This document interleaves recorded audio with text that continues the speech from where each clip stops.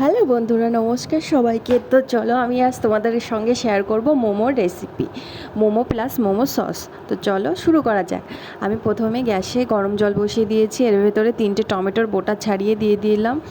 এবার এর ভেতরে আমি দেবো শুকনো লঙ্কা 4টে, 3টে রসুনের কোয়া দিয়ে আমি ভালো করে এটাকে সিদ্ধ করে নেব।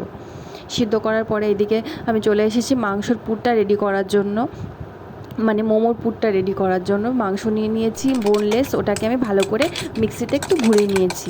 তোমরা চাইলে নাও ঘোরাতে পারো। এবার এর ভেতরে আমি একে একে সব জিনিসগুলো দিয়ে দেবো।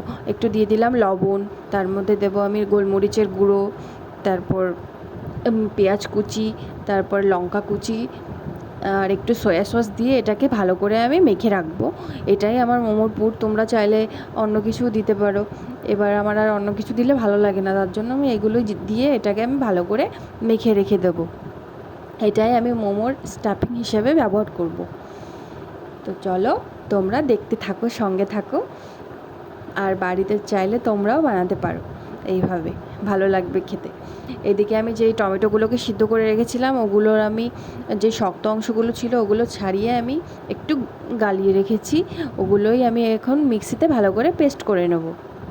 পেস্ট করার পরে এদিকে আমি কড়াইতে তেল দিয়ে গরম করে নিয়েছি। এর ভেতরে আমি অল্প পেঁয়াজ কুচি আর রসুন কুচি দিয়েছি, যেহেতু আমার চাটনিটা অনেক কম, মানে টমেটোটা আমি 3টে নিয়েছি, আমাদের বেশি প্রয়োজন নেই, তাই এটা আমি ভালো করে ভাজা ভাজা করে নিয়েছি। এবার যে পেস্ট করে রেখেছিলাম টমেটোটা, সেটা আমি দিয়ে দিলাম, টমেটো, শুকনো লঙ্কা আর রসুনটা।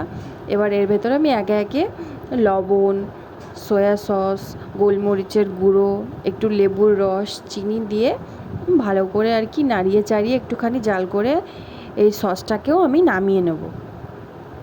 এই সসটা খেতে এত ভালো হয় না, তোমরা একবার বাড়িতে বানিয়ে খেয়ে দেখবে, খুব ভালো লাগবে।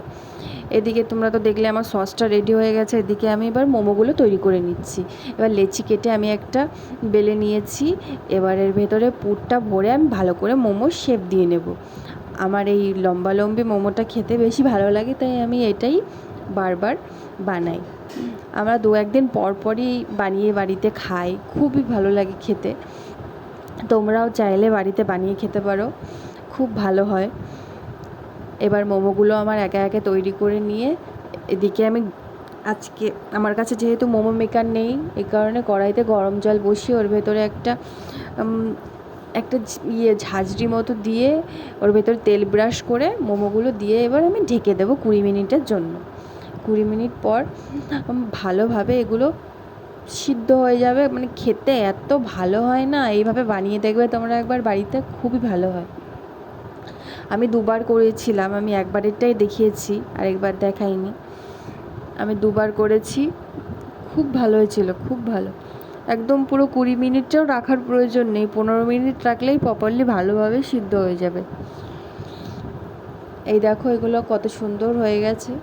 এবার এগুলোকে আমি ভালো করে সার্ভ করে নিয়েছি মোমোর চাটনির সঙ্গে। এবার খেয়ে তোমাদেরকে আমি বলছি কীরকম হয়েছে। মানে খেতে এতটা ভালো হয়েছিল না, কি আর বলবো, খুব ভালো হয়েছিল।